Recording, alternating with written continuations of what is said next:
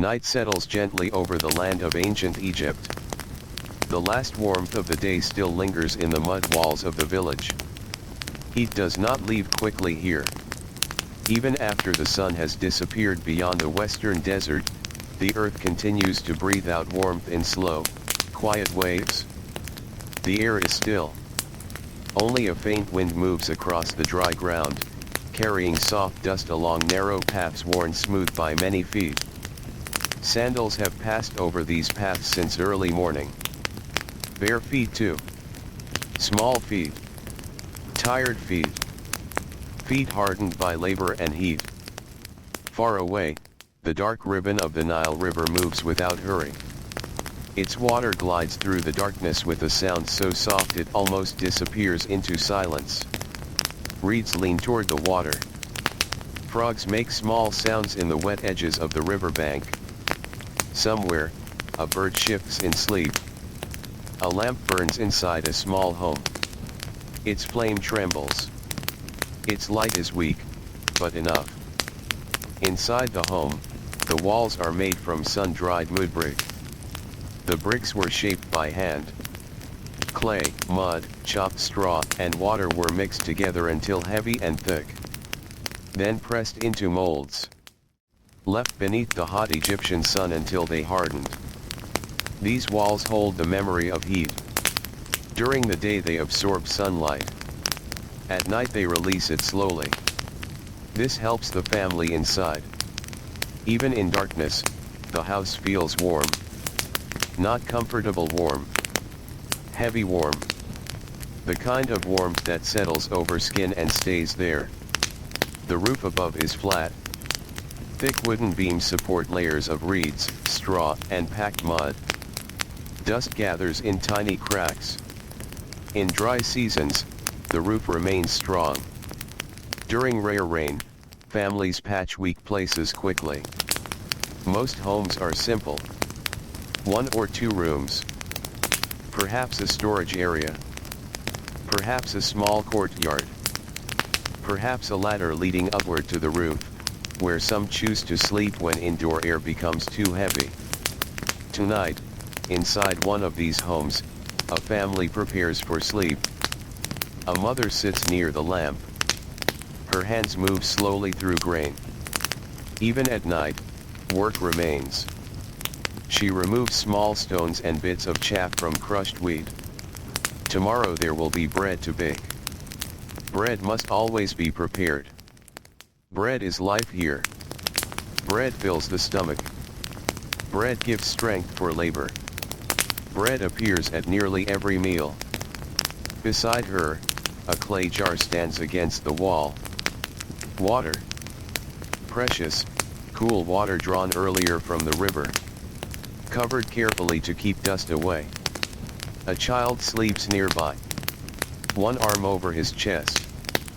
Breathing slowly. His day began before sunrise. Like nearly everyone here. In ancient Egypt, the day belongs to the sun. People wake early because heat grows cruel by midday. Morning offers mercy. Morning offers movement. Morning allows labor before exhaustion arrives. The father lies on a woven reed mat. His shoulders are broad, but tired. His hands tell the story of work more clearly than words ever could. Cracked skin. Thick calluses. Small scars. Dry knuckles. Hands shaped by years of lifting, pulling, carrying, digging. Today he worked in fields beyond the village.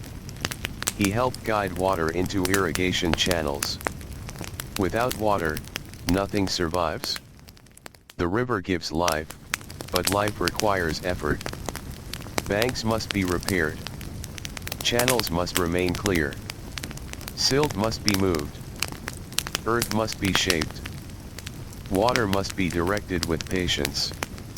Every season brings different work. Flood. Planting. Growing. Harvest. Storage. Then again. Always again. The cycle never truly stops. He closes his eyes. But sleep does not come immediately. The body is tired. Yet heat lingers. Sweat dries slowly on skin. Mosquitoes sometimes drift in from wet places near the river. Flies remain a daily irritation. Dust clings to hair and clothing. Ancient sleep is not soft. There are no thick mattresses. No deep cushions.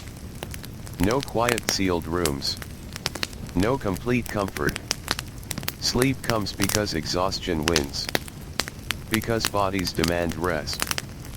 Because tomorrow begins early.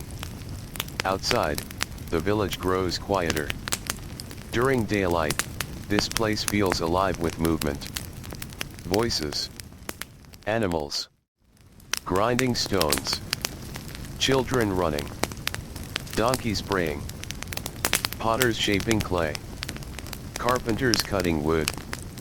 Merchants calling out prices. Now those sounds fade.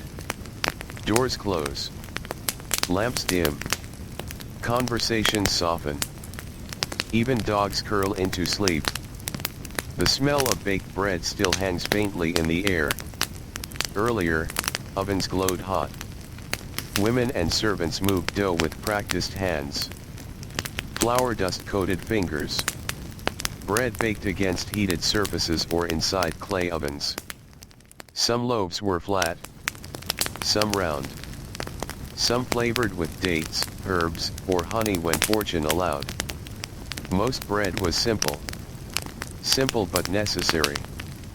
Food in these homes is humble. Bread. Beer. Onions. Garlic. Beans. Lentils. Fish. Sometimes figs. Sometimes dates. Sometimes duck or goat for wealthier households or festivals. Beer is common. Not beer as some imagine. Thick. Cloudy. Nutritious. Made from grain. Drunk daily. Safe to consume. Filling. Even children may drink diluted forms. The mother finally sets aside her work. Her back aches. She stretches slowly. The small movement brings relief, but only briefly. Labor shapes the body. Grinding grain alone demands tremendous effort. The grinding stone waits every morning. Kneeling. Pressing. Rolling. Crushing grain into flour. Again. Again. Again. Hour after hour. Shoulders burn. Wrists ache. Lower backs suffer. Many women carry lifelong pain from daily food preparation. Still, meals must be made. Families must eat. Children must grow. Life continues. She lowers herself onto a mat. Beside her lies a headrest. Not a pillow. A headrest. Carved from wood or stone in wealthier homes, simpler in poor ones. Curved to support the neck while keeping the head elevated. It looks uncomfortable to modern eyes. Yet people use them often. They keep hair arranged. They reduce contact with insects crawling across mats. They support sleep in a practical way. She places her neck carefully. Her eyes close. The lamp continues burning. Its flame becomes the room's only moving light. The shadows on mudbrick walls shift softly. In another part of the village, a young scribe remains awake. His home is modest but slightly better built. Literacy changes life. Not easy life, but different life.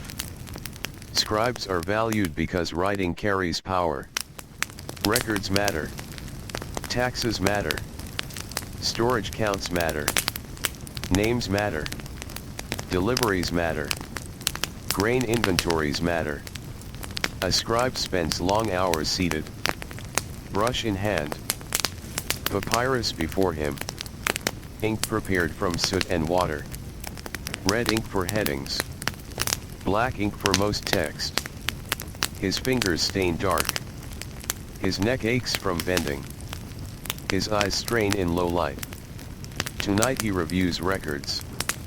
Measurements of grain deliveries. Names of workers. Temple storage tallies. Numbers. Rows. Symbols. Order. Precision. His labor is quieter than farming, but still exhausting. Mental fatigue settles heavily. His shoulders tighten. He rubs his eyes. The lamp flickers. He hears distant voices fading into sleep. Even the village silence feels recorded somehow. Measured. Counted. Remembered. At last, he rolls the papyrus. Sets aside reed pens. Breathes. His sleeping place waits. He lies down. Silence deepens. Not far away, near workshops, a potter sleeps already. Clay dust still coats his arms. Even after washing, fine pale powder remains in skin lines. All day he shaped vessels. Bowls. Storage jars. Oil containers. Water jars. Bread molds. Egypt depends on clay. Clay stores water. Clay stores grain. Clay cooks food. Clay carries offerings. Clay surrounds daily life. His workshop smelled of wet earth and kill smoke. The spinning wheel turned beneath practiced hands. Press. Lift. Shape. Smooth. A vessel rises. One more. Then another. Production never ends. People need containers. Always more containers. He sleeps deeply. Exhaustion gives him little choice. The night grows darker. Stars fill the sky above Sahara Desert. Without city light, the heavens appear endless. Ancient Egyptians know these stars well. They watch the sky with care. Stars guide calendars. Stars guide religious understanding. Stars connect heaven and earth. Certain stars announce seasonal change. Certain risings signal the river's flood. Sky knowledge matters. Priests study it. Farmers respect it. Boatmen observe it. Children grow beneath it. On many roofs tonight, families sleep outdoors. The roof offers air movement. Even a small breeze feels precious. Mats are spread. Bodies lie under stars. Parents keep children close. A baby stirs. A mother hums softly. No song with grand melody. Just repetition. Simple soothing sound. Enough to calm. Enough to settle breathing. Below, inside homes, stored grain rests in jars. Mice search for openings. Cats remain valuable. Cats protect food stores. They hunt quietly. They move through villages like shadows. A cat slips along a wall now. Its paws silent. Its eyes bright in moonlight. Somewhere nearby, fishermen sleep lightly. They rise early. Before sunrise. Before heat. Before market crowds. Fishing requires timing. Nets must be checked. Boats prepared. Hooks repaired. River moods understood. The Nile gives generously, but never lazily. One fisherman lies beside coiled rope. His muscles twitch in sleep. Even dreams remember labor. Rowing. Pulling. Casting. Lifting. Balancing. The river has shaped his body too. Wide back. Strong forearms. Sun-darkened skin. Weathered face. He wakes often during night. Years of routine have trained him. His body anticipates dawn before light appears. Elsewhere, in a larger home belonging to a merchant, sleeping conditions differ. More rooms. More storage. Better ventilation. More servants. Furniture. Textiles. Perhaps painted walls. Even here, comfort has limits. Heat reaches rich and poor alike. Dust enters nearly every doorway. Mosquitoes respect no well. Still, wealth softens hardship. The merchant sleeps on a raised bed frame. Wooden. Woven support beneath. Linen cloth. Cleaner sheets. A servant extinguished lamps earlier. His household sleeps in layered silence. Merchants lie between worlds. They move goods. Copper. Linen. Perfume oils. Papyrus. Stone. Grain. Wood from distant lands. Goods travel because rivers and roads connect people. Roads, though, are difficult. Dusty. Dry. Hot. Travel on foot or by donkey drains strength. Sand gets everywhere. In sandals. In clothes. In mouths. On skin. Even resting travelers feel grit. Tomorrow caravans may arrive. But not yet. Tonight, stillness holds the settlement. Hours pass. The air cools slightly. Only slightly. For many workers, this small cooling feels like relief. At last, deeper sleep arrives. Bodies sink. Breathing slows. Minds drift. Dreams come. Ancient Egyptians care deeply about dreams.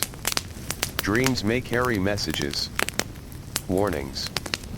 Blessings. Symbols. A dream may matter. Priests may interpret. Families may discuss. Dreams belong partly to sleep and partly to the unseen. Inside the Mudbrick homes, sleep remains fragile. A cry from a baby. A barking dog. An insect bite. A cough. A shifting mat. A sudden warmth. Any small thing may wake someone. And many people cough. Dust affects lungs. Smoke from cooking fires affects lungs. Work damages bodies. Illness travels easily. Joint pain is common. Dental pain too. Teeth suffer from grit in flour ground on stone. Tiny stone particles mix into bread. Over years, enamel wears down. Pain becomes familiar. People live with discomfort quietly. Not every ache is treated. Some remedies exist. Honey. Herbs. Oils. Poultices. Prayers. Amulets. Care from healers. Yet many conditions simply remain. Still life continues. Morning always comes. And now, far in the east, night begins its slow surrender. The darkest hour passes. The stars remain, but something shifts. Birds notice first. A faint sound begins near reeds. Soft. Tentative. The world prepares to wake. Inside the family home, the father opens his eyes before sunrise. No alarm calls him. Routine does. Habit built across decades. He lies still. For one brief moment, there is peace. No tools. No commands. No lifting. Only breath. Then the day returns. He sits up. Joints stiff. Back tight. He rubs his face. Dust has settled again. His wife stirs. She wakes quickly. There is no luxury in slow mornings. Tasks wait. Always waiting. She reaches for grain. Already. The grinding stone will speak again. Stone against stone. Rhythmic. Heavy. Necessary. Children begin to wake. One yawns. One turns over. One resists morning. But morning wins. Outside, the village slowly reanimates. A rooster calls. Donkeys shuffle. Voices rise. Doors open. Cool air still lingers. This is precious working time. Bread dough is prepared. Water jars are checked. Fire is lit. Smoke rises. The smell of baking returns. Hands knead dough. Flour dust floats through thin light. A girl carries water carefully. Balanced. Steady. A boy gathers reeds. A grandmother watches. An old man sits outside, already awake. Age changes labor. He no longer lifts as before. But memory remains strong. He has seen floods come and go. Harvests succeed and fail. Children grow. Friends disappear. Homes repaired. Walls rebuilt. Life layered in seasons. He watches sunrise quietly. The first sunlight touches mudbrick walls. Gold spreads across rough surfaces. The village glows. Ancient Egypt awakens once more. Workers begin walking dusty paths. Sandals slap stone. Soft but steady. Some head to fields. Some to workshops. Some to boats. Some to storehouses. Some to temple service. The scribe begins another day of writing. The potter returns to clay. The fisherman pushes toward water. The baker tends heat. The laborer lifts stone. And beneath the growing sun, ordinary life continues. Not grand. Not famous. Not written in royal monuments. Yet this is the life most people knew. Days of labor. Meals of simple food. Bodies shaped by effort. Sleep earned through exhaustion. Homes built from earth. Warm walls. Reed mats. Dusty floors. Mudbrick shelter. Families sleeping close together. As the morning grows brighter, heat slowly returns. It always returns. The cool mercy of dawn fades. Soon the sun will climb higher. Soon sweat will return.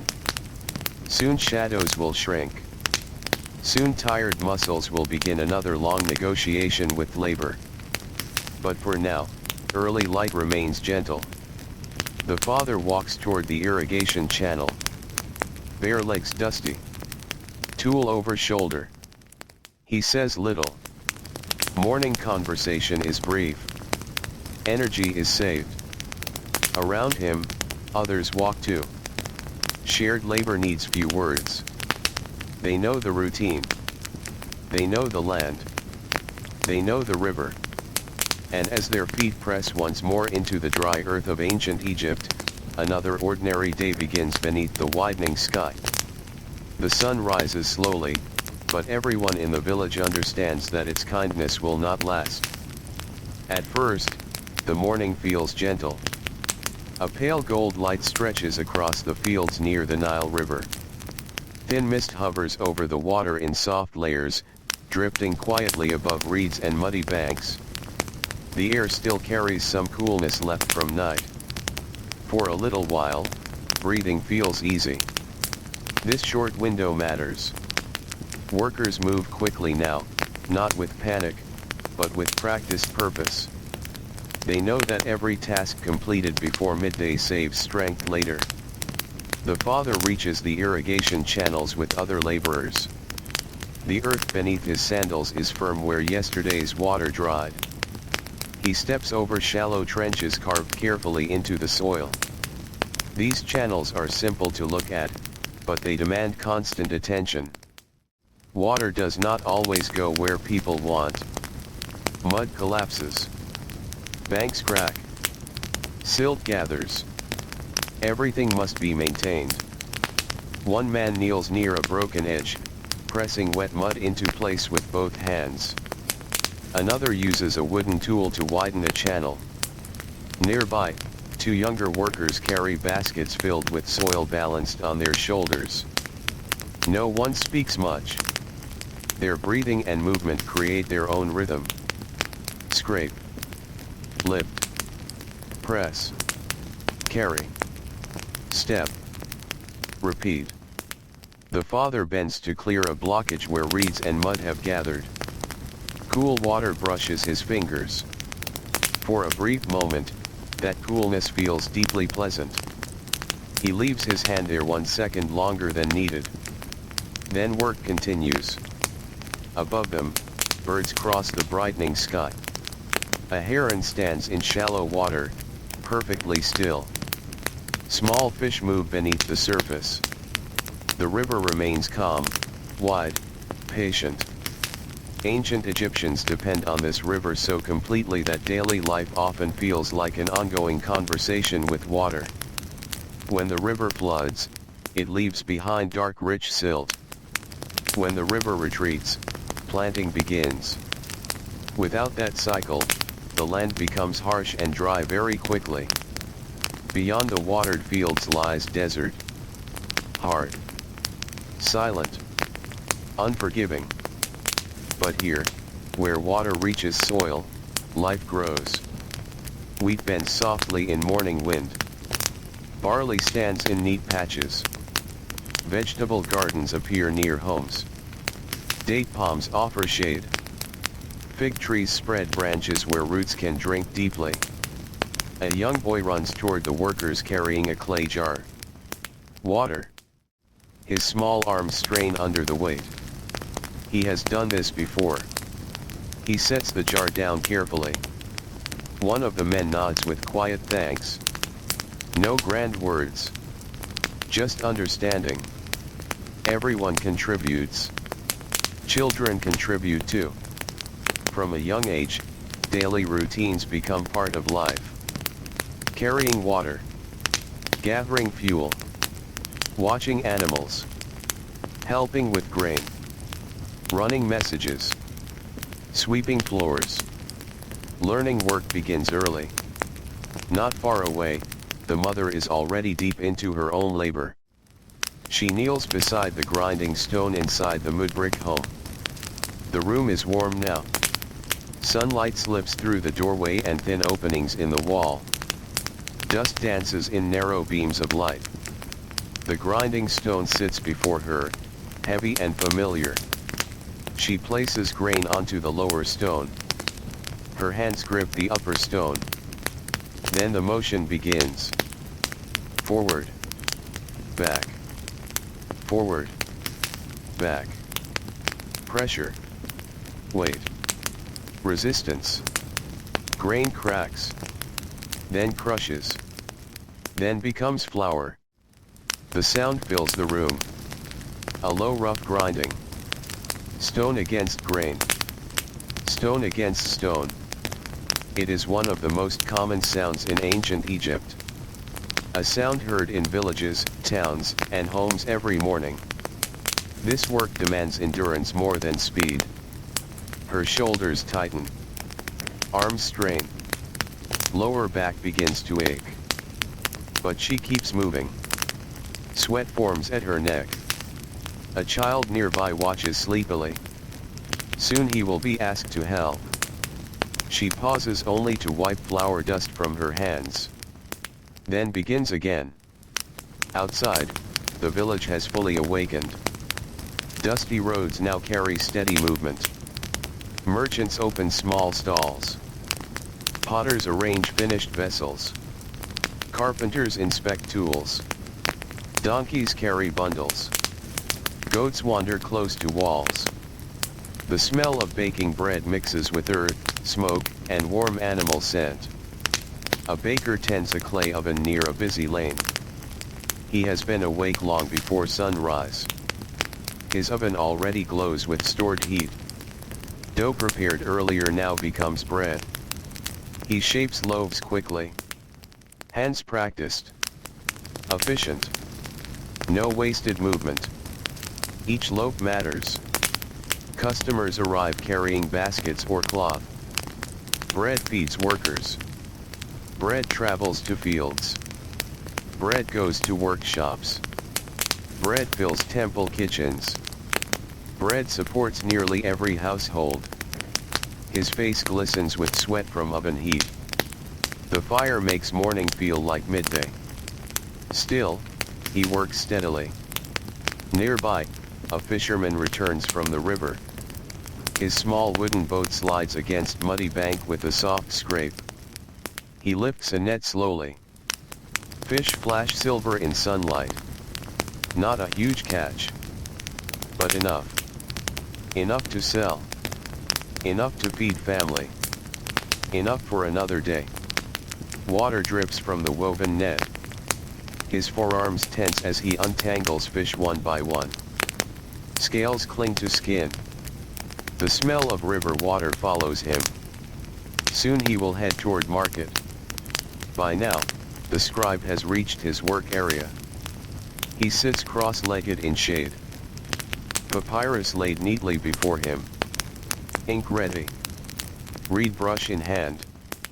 He begins recording grain deliveries from nearby storehouses. Numbers matter. Measurement matters. Errors create problems. Missing grain means questions. Questions mean pressure. He listens as workers speak quantities. He writes carefully. His movements are delicate compared to field labor, yet his body suffers differently. Hours of sitting tighten muscles. Hands cramp. Eyes strain. The neck bends. The spine complains. There are many kinds of tiredness. Not all come from lifting. Some come from stillness. As morning advances, sunlight grows stronger. Shadows shorten. Heat rises from earth. The cool softness of dawn disappears. By late morning, every surface begins radiating warm. Mudbrick walls warm again. Stone floors warm. Tools warm. Even air feels heavier. At the irrigation channel, sweat runs down the father's chest. His tunic clings to skin. Dust sticks to damp legs. Breathing becomes slower. More deliberate. A younger worker wipes his face with his forearm. Another squints toward the sun. No one complains loudly. Heat is expected. Heat is part of life. Still, bodies feel it deeply. Fatigue accumulates quietly. Muscles burn. Throats dry. Focus narrows. The father straightens his back for a moment. He presses a hand against his lower spine. Pain shoots upward. Not sharp enough to stop. Just familiar. Years of bending and lifting leave traces. Many workers carry such pain daily. Some ignore it. Some adapt around it. Some simply endure. A breeze arrives. Small. Brief. Yet everyone notices. It passes across wet skin like a gift. Then it is gone. At home, the mother has finished grinding enough flour. Now dough rests under cloth. She prepares onions and lentils for the midday meal. A clay pot sits over heat. Steam rises. The smell is simple but comforting. A child fans flies away. Another shapes bits of dough with curious fingers. The home feels smaller as heat builds. Air becomes thick. Mudbrick walls help, but only so much. Many homes have tiny windows or roof openings for airflow. Even then, afternoon heat settles heavily indoors. She steps outside briefly. The light is harsh now. She squints. A neighbor passes carrying laundry. Another carries reeds. Two women exchange quiet conversation. Their voices are calm, low, unhurried. Even talking feels slower in heat. Energy is precious. Nearby, an elderly woman sits in shade weaving reeds into mats. Her hands move with memory. Weaving does not require speed. Only rhythm. Over. Under. Pull. Tighten. Repeat. The mat slowly grows. These mats become beds, floor coverings, sleeping surfaces. Simple things. Essential things. Everything in ancient homes is practical. Storage jars. Wooden stools. Reed baskets. Clay lamps. Stone tools. Few unnecessary objects. Space is limited. Resources matter. By midday, the village slows. The sun now dominates everything. Heat presses downward. Roads shimmer faintly. Dust feels hot beneath sandals. Animals seek shade. Dogs lie still. Goats gather near walls. Birdsong lessens. Human movement changes too. Those who can rest, rest. Those who must work continue more slowly. Under a palm's shadow, laborers sit together for a short meal. The father joins them. Bread is shared. Onions broken apart. Beer passed carefully. Simple food tastes better when hunger is honest. No one rushes eating. They chew slowly. Breathing steadies. One worker closes his eyes while sitting upright. Just a moment of rest. Even 10 quiet minutes matter. Sweat cools slightly. A fly lands. Someone brushes it away. Silence settles among them. Not uncomfortable silence. Companionable silence. Shared exhaustion needs no conversation. Far away, temple walls stand bright beneath sunlight. Priests move through ritual routines. Incense burns. Offerings are arranged. Chants are spoken. Daily ritual continues regardless of weather. Sacred order and daily order exist side by side. Both shape life. Both repeat. Repetition gives stability. Morning becomes afternoon. The sun remains relentless. The father returns to work. Muscles protest immediately. Rest makes stiffness more noticeable. Still, he bends once more. Hands in mud. Tool in hand. Water moving. Labor continues. In the workshop district, the potter tends a kiln. The fire's heat feels almost unbearable. Yet pottery must be fired. Raw clay remains fragile. Fire gives strength. He feeds fuel carefully. Too hot and vessels crack. Too cool and they weaken. Kiln work requires judgment. Patience. Experience. He wipes sweat constantly. Clay dust mixes with perspiration, forming pale streaks across his skin. His apprentice watches closely. Learning happens by doing. Watching. Repeating. Failing. Trying again. Knowledge passes hand to hand. Voice to voice. Generation to generation. As afternoon stretches, tiredness deepens everywhere. Children become quieter. Workers slower. Voices softer. Heat drains energy from every body. Inside the Mudbrick homes, shade becomes precious. The mother sits briefly against a wall. Just for a moment. Her eyelids feel heavy. The house is quiet. Children rest. The pot simmers slowly. She listens. A distant donkey. A soft breeze. The tiny crackle of fire. Then silence. This is often the only pause in her day. Not true rest. Just a pause between tasks. Still, she accepts it. She closes her eyes. Only for a few breaths. In ancient Egypt, sleep does not belong only to night. Small moments of stillness matter too.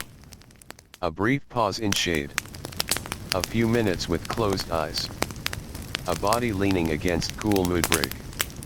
Even tiny rest can restore something. Outside, the sun slowly begins its long descent. Almost too slowly to notice. But shadows begin to lengthen again. The harsh white light softens little by little. The worst heat will eventually pass. Workers feel this before they fully see it. Air shifts. Wind returns. Breathing becomes easier. The father notices longer shadows near the channel. His body is exhausted. Arms heavy. Legs sore. Back aching more than morning. Mud has dried on his skin. Dust covers everything. But the knowledge of evening brings quiet relief. Not joy. Just relief. Soon tools will be set down. Soon feet will turn toward home. Soon smoke from ovens will rise again. Soon children will run to greet parents. Soon the village will soften into evening. And when darkness returns, the mudbrick homes of ancient Egypt will once again gather tired bodies into warm, simple shelter, holding the day's labor inside their silent walls as another night slowly approaches. The afternoon slowly begins to loosen its grip. The harsh brightness of the day softens almost so gently that no one notices the exact moment it changes. Light still fills the village, but its sharp edges begin to fade. The burning weight pressing down from above grows lighter, little by little. Workers feel it first in their breathing. Air enters the lungs more easily. Sweat dries a little faster. Shoulders lower. Muscles unclench. Even tired feet seem slightly less heavy. At the irrigation channels, the father presses the flat edge of his wooden tool into damp soil one final time. Mud yields beneath steady pressure. Water shifts direction through the narrow trench, flowing where it is needed. He pauses. Straightens. Places both hands on his hips. His back aches deeply now. The pain has settled into him like something permanent, something familiar enough that he no longer gives it much thought. He rolls one shoulder slowly, hearing a small pop in the joint. Nearby, another laborer sits directly on the ground without ceremony. Too tired to stand another moment. No one laughs. Everyone understands. The day has taken much from their bodies. Hands are sore. Legs tremble with fatigue. Sun has darkened skin. Dust has settled into every crease of clothing. Still, the work is done for today. That matters. One by one, tools are gathered. Wooden shovels. Baskets. Ropes. Simple things worn smooth by repeated use. The men begin the walk back toward the village. No hurry now. Their steps are slower than in the morning. Heavier. Measured. Each footfall kicks up faint dust along the path. The father feels the dry earth through worn sandals. Fine grains of sand have slipped beneath the leather straps and now rub against his skin. He ignores the irritation. Small discomforts rarely deserve attention here. There are too many of them. Ahead, the village waits. Mudbrick walls glow warm under descending sunlight. Smoke rises in soft gray ribbons. Evening routines have already begun. The smell reaches the laborers before the homes do. Bread. Cooked lentils. Onions warming in oil. Sometimes fish. Sometimes beans. Simple food, but after a full day of labor, even plain food carries comfort. Along the riverbank, the fisherman cleans his catch. He sits low near the water, knees bent, knife in hand. The blade flashes softly as scales are scraped away. Silver scales cling to his forearms and chest. Some drift into the water. The river carries them away without concern. He works in practiced silence. Clean. Cut. Rinse. Stack. Repeat. A small basket beside him slowly fills. Not every fish will stay with his family. Some will be sold. Trade supports survival. Nearly everything in village life connects through exchange. Fish for grain. Grain for pottery. Pottery for cloth. Cloth for oil. Oil for tools. Every household depends on others. No one truly lives alone. Nearby, children play at the edge of the village. Their energy seems endless compared to the adults. They run barefoot through dusty lanes. Their laughter rises and falls in the warm air. One child tosses a reed ball. Another chases after it.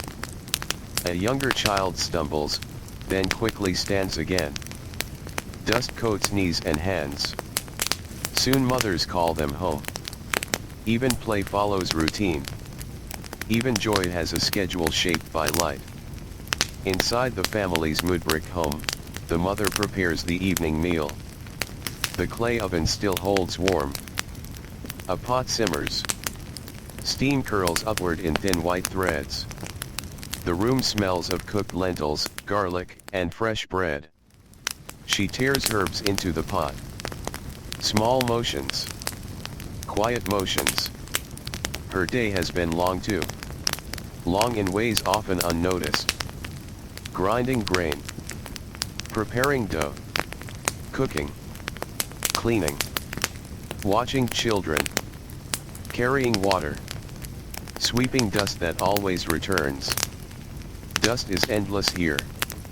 No floor stays clean for long. No surface remains untouched. She wipes sweat from her neck. The worst heat has passed, but warmth still lingers in the walls. Mudbrick stores the memory of sunlight. Even now the house breathes out heat absorbed during the day. This is one reason many families prefer rooftops at night. Open air feels easier. A little wind matters. A lot. She hears footsteps outside. Heavy. Slow. Familiar. The father has returned. One child reaches the doorway first. Then another. Small hands grab at his arm. He offers a tired smile. Not large. Not energetic. But real. Children notice these things. Even small expressions matter. He ducks inside. The interior feels dim after bright sunlight. His eyes adjust. He sets down his tool. His shoulders sag as if invisible weight has finally been released. He drinks water from a clay cup. Slowly. The first swallow feels deeply satisfying. Cool water against a dry throat. Simple relief. He splashes some onto his face. Mud runs downward in thin streaks. Dust loosens. The mother watches him quietly. No dramatic greeting. No need. Daily reunion carries its own quiet understanding. You worked. I worked. We made it through another day. That is enough. As the sun lowers further, shadows stretch long across the village. The color of everything changes. Golden light softens harsh surfaces. Mudbrick walls glow amber. Clay jars catch warm highlights. Dusk becomes beautiful for a brief hour. Even ordinary roads look gentle. This hour changes mood. Voices become softer. Movement becomes slower. The urgency of work fades. Even animals seem calmer. A donkey stands nearly motionless, ears twitching lazily. Goats settle. Chickens gather. Dogs circle before lying down. The potter leaves his workshop. His kiln still radiates heat behind him. His body feels drained. Arms heavy. Eyes dry from smoke. He brushes clay dust from his tunic, though much remains. Some dust never leaves. It lives in his hair, under nails, in skin lines. Years of shaping clay have made his hands powerful but rough. He passes rows of homes, listening to evening sounds. Mortars grinding spices. Low conversation. Children laughing. A baby crying briefly. The familiar music of ordinary life. In another part of the village, the scribe finally rolls up his papyrus. His fingers ache from holding reed pens. Small cramps run through his hand. He massages the base of his thumb. Writing all day leaves quiet injuries. The body remembers stillness just as much as movement. He blinks slowly. Eyes sore. Numbers blur after hours of concentration. He gathers his writing tools carefully. Ink is precious. Papyrus valuable. Records important. Tomorrow the work begins again. Always again. The rhythm of life in ancient Egypt is deeply repetitive. Not boring to those living it. Necessary. Expected. Morning labor. Midday heat. Evening return. Night rest. Then morning once more. Cycles within cycles. Days within seasons. Seasons within years. Everything moves with repetition. Soon the family sits together for their evening meal. Bread is broken by hand. Lentils shared. Onions passed around. A small portion of fish tonight. A welcome addition. Children eat hungrily. The father eats steadily, slowly. The mother finally sits too. This may be the calmest part of her day. Eating together. No grinding. No carrying. No kneading. Just chewing. Breathing. Listening. The children speak quietly. They tell small stories. Nothing grand. A bird they saw. A game they played. A goat that escaped. Tiny events. Yet these stories matter. Ordinary life is built from small moments. Not monuments. Not temples. Not kings. Most lives are made from meals and work and tired evenings.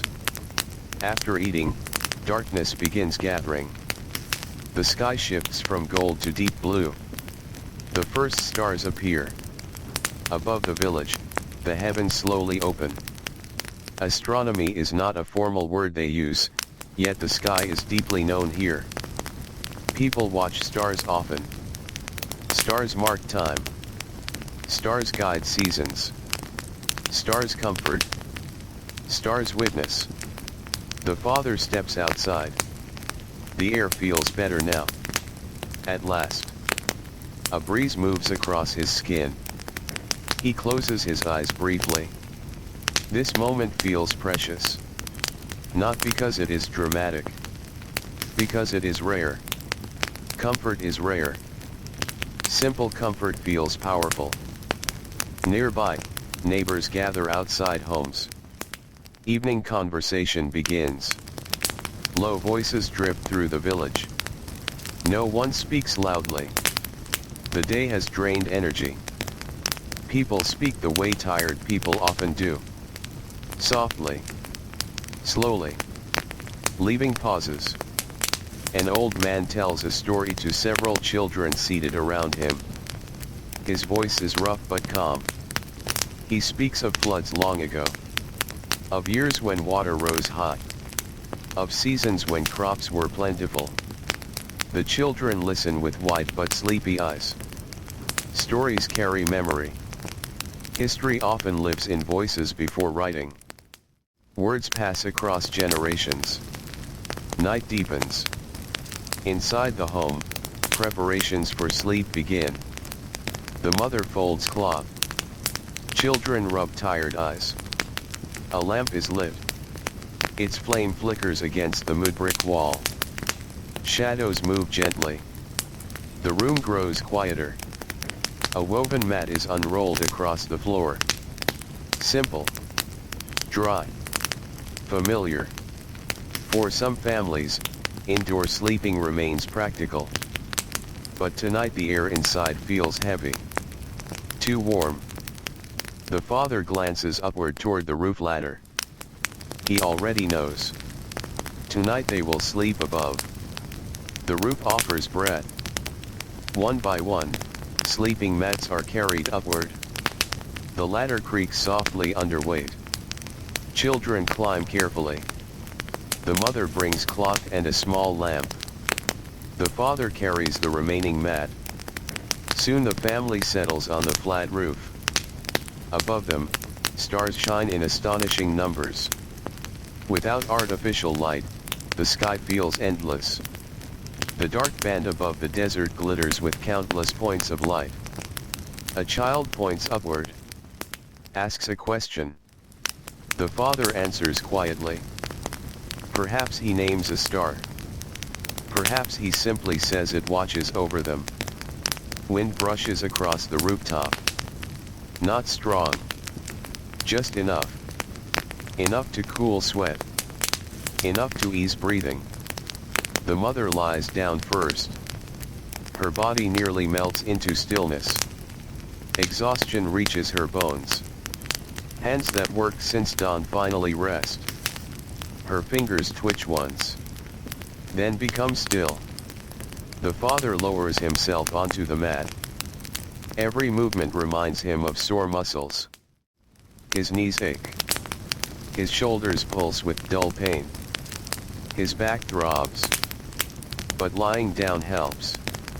Little by little. He exhales deeply. Children settle beside them. One whispers sleepily. Another yawns. A baby stirs, then quiets. Below them, the village continues softening into silence. Conversations end. Doors close. Lamps dim. Cooking fires fade. Smoke thins into darkness. Even the dogs stop moving. The night grows wider. Calmer. Cooler. The river continues its endless movement nearby. Its quiet water glides through darkness, patient as ever. The Nile River never truly sleeps. It moves while villages rest. It flows while bodies recover. It carries tomorrow within it. On the rooftop, the father stares at the stars. Thoughts slow. Work fades. Numbers fade. Tasks fade. Only breath remains. In. Out. In. Out. The body begins surrendering to sleep. Heavy eyelids. Loose muscles. Quiet mind. The warm mudbrick beneath the mat still holds some of the day's heat, but the night breeze softens it. Sleep approaches gradually. Not all at once. Like darkness spreading. Like river water flowing. Like sand shifting in wind. And somewhere in the deep quiet of ancient Egypt, beneath endless stars and beside silent mudbrick walls, tired workers once again drift toward rest, preparing their worn bodies for another dawn that is already slowly making its way across the desert. The night settles deeper over the village. Hours pass quietly beneath the stars of ancient Egypt. The rooftops, so warm after sunset, gradually release the last stored heat from the day. Mudbrick cools slowly, as if the walls themselves are growing sleepy. The family on the roof sleeps in scattered stillness. The youngest child turns in sleep, pressing close to the mother's side. One small hand rests against her arm. Her breathing remains slow and steady, though even in sleep her body seems to hold the memory of work. Muscles that spent all day grinding grain and carrying water do not fully relax all at once. The father sleeps more heavily now. His exhaustion is deep. A long day of lifting, digging, and shaping earth has pulled him far into rest. Yet his sleep is not perfect. At times his brow tightens. His hands twitch slightly, as if still gripping tools. Labor often follows people into dreams. Below the roof, inside the home, darkness fills the small rooms completely. Clay jars stand silent against walls. Baskets rest in corners. The grinding stone waits for morning. Always waiting. Across the village, most homes share the same quiet. Mats laid out. Bodies stretched in rows. Families close together. Warm air. Soft breathing. Occasional coughs. A baby crying briefly before being soothed. A dog shifting in dust. A goat rustling in sleep. Small sounds rise and disappear. The silence of ancient night is never absolute. It is layered. Gentle. Living. From the river comes a soft chorus of reeds brushing together. Water glides along muddy banks, endlessly patient. Frogs call now and then from shallow edges. Insects hum in the dark. Near the riverbank, fishermen sleep lightly. Their boats are pulled onto shore, tied with rope to wooden stakes. Nets hang drying in the night air. Fish smell lingers faintly around them, mixed with mud and water. One fisherman wakes. Only briefly. His eyes open to the stars. He listens. Nothing unusual. Just river sounds.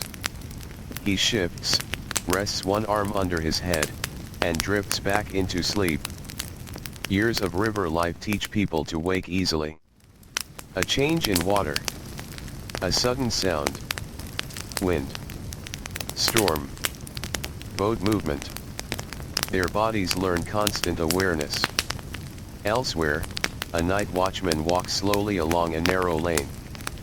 Not every settlement uses formal guards, but some larger villages and work areas do. His task is simple. Watch. Listen. Notice. He carries a lamp whose small flame sways with each step. Light touches mudbrick walls in moving patterns. His sandals scrape softly over packed earth. He pauses now and then. Looks. Listens. Then walks again. Night work is quieter than day work, but it is still work. Even darkness has duties. Far above, the stars continue their silent movement. Ancient people know the sky deeply. Certain stars rise at familiar times. Certain patterns return with reliable rhythm. The heavens feel ordered. Steady. Predictable. This steadiness brings comfort. So much in life feels hard. Bodies weaken. Crops fail. Illness comes. Floods vary. But the stars return. Again and again. Reliable light in darkness. Hours continue to pass. At last, somewhere beyond the eastern horizon, the night begins its slow change. Not visible yet. Only sensed. The air cools a little more. The darkest stretch of night begins to loosen. Birds remain silent for now. But dawn is already traveling. The father wakes before sunrise. Not fully at first. His mind rises slowly from sleep. He lies still on the rooftop mat. The stars above are fading, though only slightly. The air feels cooler than it did at bedtime. This is the most comfortable moment of the day. Before heat. Before labor. Before dust rises. For a few breaths, he simply exists. No task yet. Only stillness.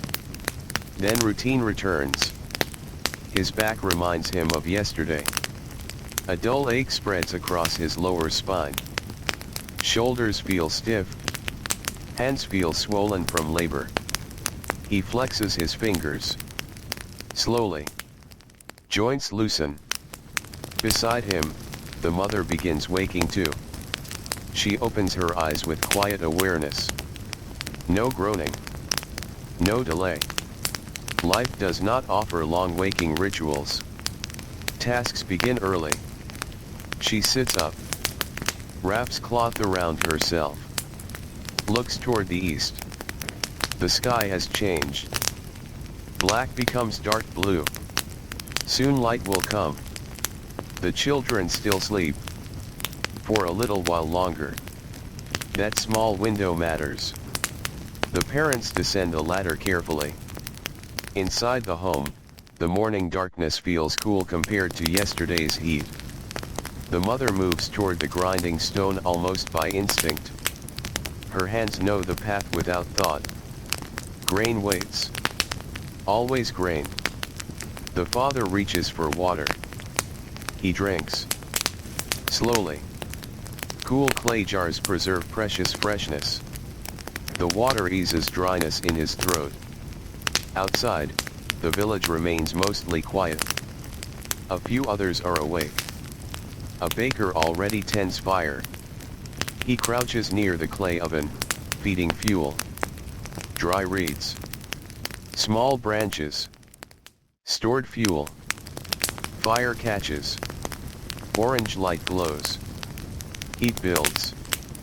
Soon bread will bake. Soon customers will arrive. Soon smoke will rise. Not far away, the mother begins grinding. The first sound of morning. Stone against grain. Low. Rhythmic. Steady. Forward. Back. Forward. Back. This sound becomes one of the first signs of waking life across the settlement. In home after home, grinding begins. The sound spreads like a slow pulse. Morning labor has started. Children begin stirring. A boy rubs his eyes. A girl yawns and sits upright. Sleep leaves reluctantly. But dawn always wins. The father steps outside. The air feels fresh. A rare kindness. He breathes deeply. Above the horizon, pale gold light begins spreading. The village slowly emerges from shadow. Mudbrick walls take shape. Roofs sharpen. Paths become visible. Smoke rises. Birds begin singing. A rooster calls. The day has begun. At the river, fishermen untie boats. Wood creaks softly. Water laps against hulls. Nets are checked. Hands move automatically. Rope. Hook. Basket. Everything prepared. A fisherman pushes away from shore. The boat glides into soft morning mist. Oars dip into water. Small ripples spread outward. The river welcomes another day of labor. In the workshop district, the potter arrives before full sunlight. This early hour matters. Working clay before intense heat helps. His hands touch damp earth. Cool. Smooth. Yielding. He kneads clay carefully. Removing air pockets. Preparing texture. Beside him sits a mound of raw clay covered with damp cloth. Soon the wheel will turn. Soon vessels will rise beneath his hands. But first comes preparation. Good work begins quietly. Slowly. Patiently. Across the village, the scribe wakes in his own modest home. His work is cleaner than field labor, but mornings still begin early. He washes his face. Prepares writing tools. Checks stored papyrus. His fingers still ache faintly from yesterday. He flexes them. There is comfort in routine, even when routine is tiring. Predictability creates rhythm. Rhythm shapes life. The sun climbs higher. Golden light brightens walls and roads. Morning coolness starts fading. Workers move faster now, taking advantage of precious mild air. The father joins other laborers on the path toward fields. Today's tasks may differ slightly. Repairing embankments. Moving silt. Checking channels. Carrying tools. But labor always waits. Around him, other workers walk with familiar silence. Some nod. Some exchange brief words. Most conserve energy. Dust rises around their sandals. Soft clouds of earth follow each step. One younger worker carries a wooden hoe over his shoulder. Another balances baskets with practiced ease. Even walking is shaped by habit. Bodies learn efficiency. Small movements matter when repeated every day. At home, the mother shapes dough. Her hands press and fold with practiced strength. Flour dust coats her fingers. The dough becomes smooth, elastic, ready. She tears off portions, shapes loaves, places them aside. Nearby, onions wait to be chopped. A pot waits to be filled. Water waits to boil. Children begin small tasks too. One sweeps. One gathers reeds. One carries a small jar. No one is idle for long. Work flows naturally through family life. It is not announced. It simply exists. As sunlight strengthens, roads grow busier. Merchants begin arranging goods. Baskets of onions, dates, garlic, fish, cloth, oil jars, pottery. Trade begins with quiet negotiation. Hands gesture. Prices discussed. Goods inspected. Nothing rushed. The market breathes slowly awake. Voices layer together. Low conversation. Animal sounds. Footsteps. Clay striking wood. A living rhythm. By now, the first real warmth returns. Shadows shorten. The village begins preparing once more for the long climb toward midday heat. The father feels sweat forming again along his neck. The familiar cycle repeats. Morning effort becomes late morning strain. Muscles warm. Then tire. Then burn. The body remembers yesterday even while working today. That is the hidden weight of labor. Work is never isolated to one day. Each day adds to the body. Each day leaves traces. A stiff knee. A sore shoulder. An aching spine. Hands rougher than before. Still, life continues. Always continues. The father bends to lift wet soil into a basket. The weight pulls against tired arms. He lifts. Steps. Carries. Empties. Returns. Again.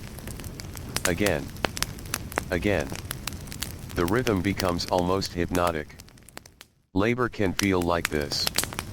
Movement repeated so often that thought grows quiet. Only action remains. Breath. Lift. Step. Set down. Return. The sun climbs higher. Heat returns fully. Another Egyptian day deepens. And inside every Mudbrick home, workshop, field, and riverside path, ordinary people continue their endless, quiet partnership with work, fatigue, food, and rest, moving steadily through another cycle of life beside the patient waters of the Nile River. By late morning, the heat has returned completely.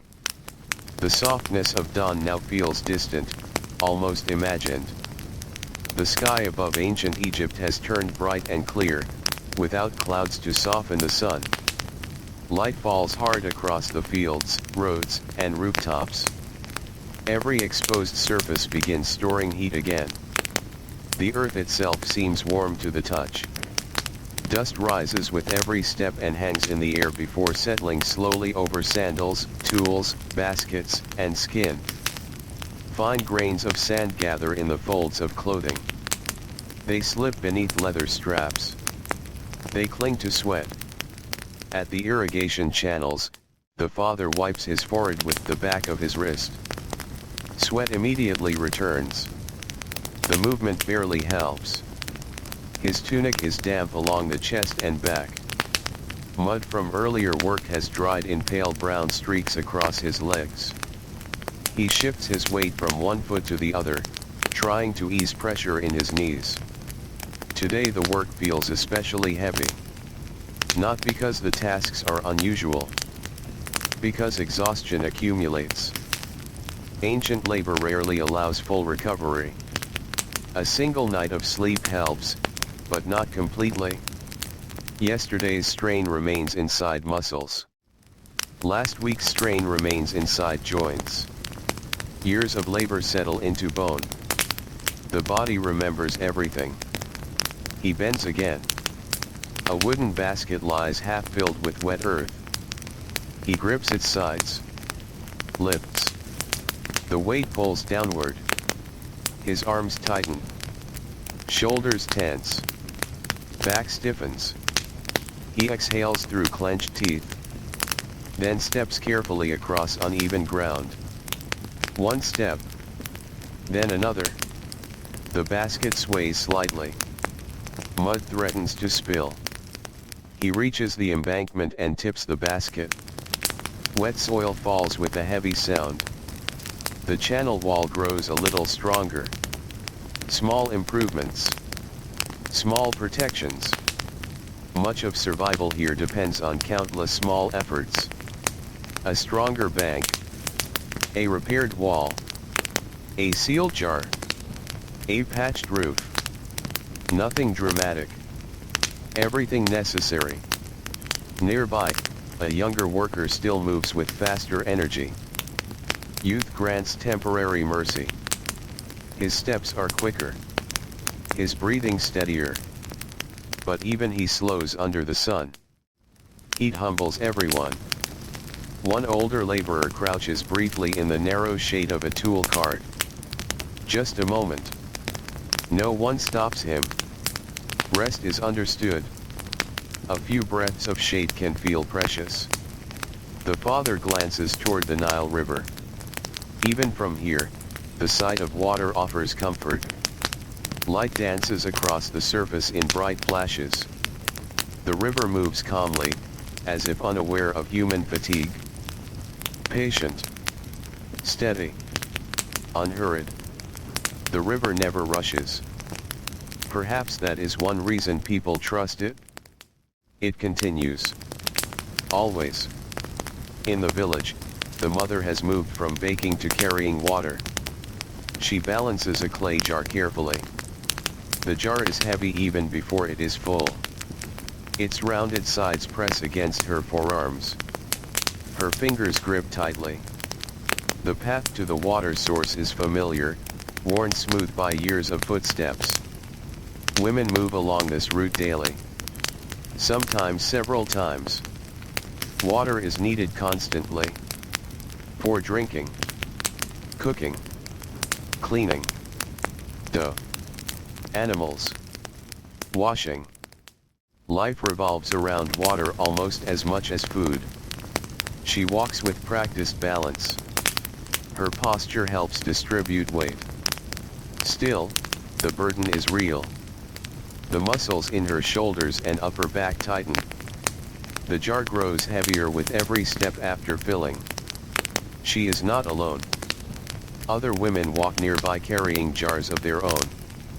Some speak softly. Some save energy in silence. One older woman pauses halfway home. She adjusts her grip.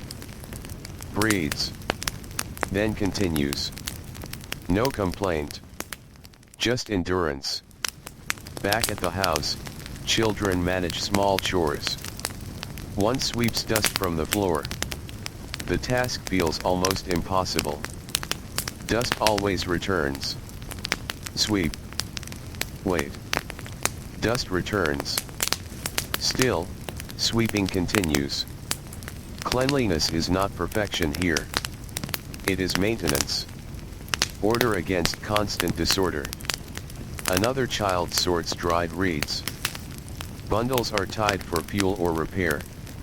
Small hands work slowly. Sometimes carefully. Sometimes distracted. A younger child pauses to watch sunlight entering through a narrow opening in the wall. Dust floats inside the beam. Tiny particles drift like silent insects. For a moment, the child simply watches. Stillness comes easily to children. Wonder comes easily too. Then a voice calls. Work resumes. In the workshop district, the potter's wheel spins steadily. His hands shape wet clay with calm precision. The wheel turns beneath practiced force. His thumbs press inward. Palms guide upward. Clay responds. A vessel rises. First low. Then taller. Then smooth. A jar takes shape. His hands understand pressure so well they barely seem to think. Years of repetition create instinct. Too much force collapses the wall. Too little leaves it thick and uneven. Balance matters. The clay feels cool. That coolness contrasts sharply with the growing heat around him. For a brief moment, touching wet clay feels pleasant. Almost soothing. But the kill waits later. Heat waits later. Comfort is temporary. Across the market road, merchants grow quieter as the day warms. Morning energy has faded. Customers still come, but movement slows. Negotiations become slower too. Voices soften. People seek shade whenever possible. A merchant selling dates adjusts his cloth covering to block sunlight from his neck. He shifts his stool into a narrow strip of shade beside a wall. Even a hand width of shadow matters. He arranges dates again.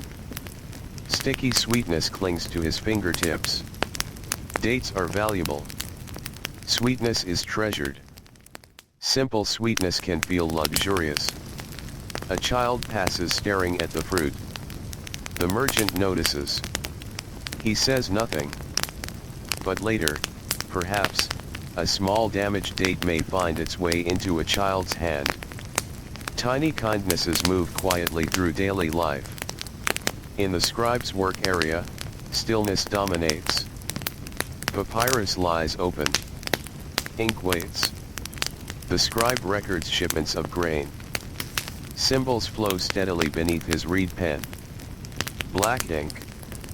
Precise strokes. Ordered lines. The work demands concentration.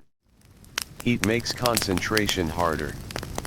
Sweat forms near his temple. A drop rolls downward. He blinks it away. His lower back aches from sitting. He shifts slightly. Too much movement risks messy writing. Too little movement creates stiffness. His fingers cramp. He stretches them briefly. Then continues.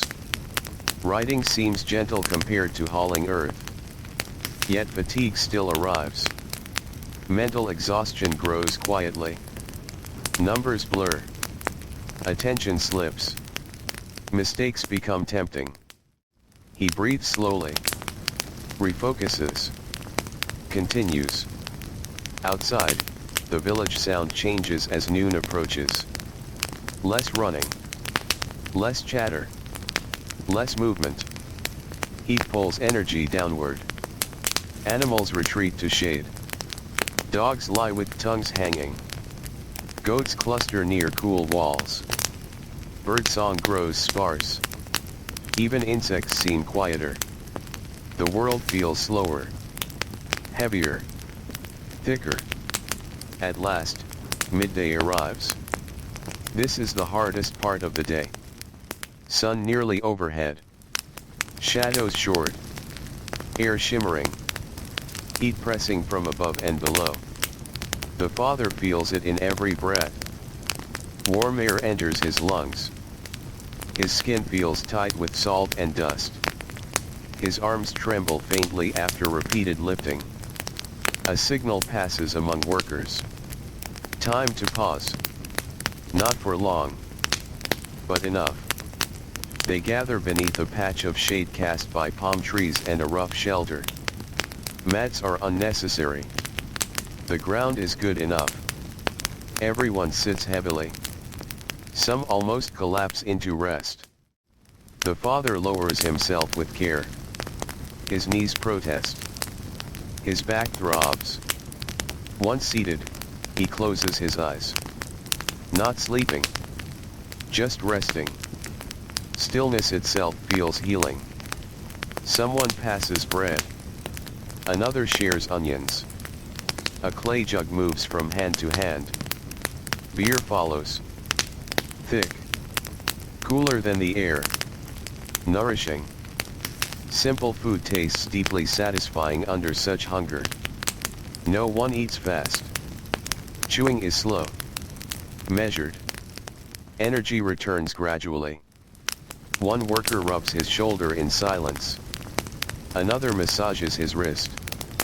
One younger man lies flat on his back and stares upward through palm leaves.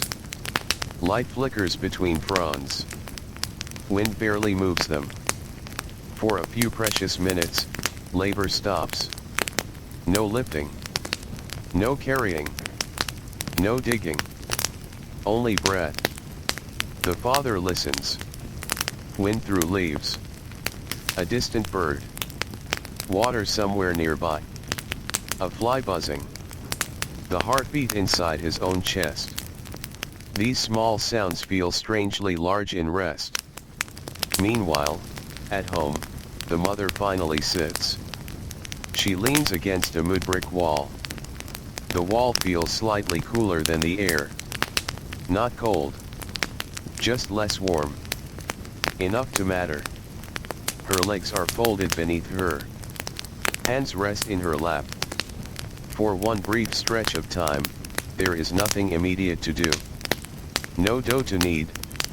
No grain to grind. No water to fetch. No pot to stir. Only stillness. Her eyelids lower. She does not fully sleep. But her breathing slows. This half-rest is precious.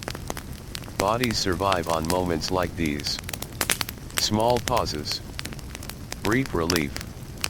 Tiny recoveries hidden inside routine. Children nearby grow quieter too. One lies on a reed mat. Another sits with chin resting on knees. Even childhood bends beneath heat. Outside, sunlight continues blazing across mudbrick walls. The village almost seems to hold its breath. Waiting. Enduring. Trusting that evening will come. Because it always does. Slowly. Patiently. The sun will move. Shadows will lengthen. Air will soften. Workers will return. Meals will be shared. Mats will be spread. Bodies will rest. But not yet. For now, ancient Egypt remains suspended in the heavy stillness of midday, where heat presses gently but relentlessly over every roof, every workshop, every field, and every tired soul waiting for the long afternoon to slowly begin its descent. Midday lingers with stubborn patience. The sun seems almost motionless above ancient Egypt, hanging in the pale sky as if it has nowhere else to be. Time moves differently in such heat. Minutes feel long. Shadows barely shift. The world slows into something thick and quiet. Even breathing feels deliberate. At the irrigation channels, the laborers remain in shade for a little longer. Not sleeping. Not talking much. Just resting.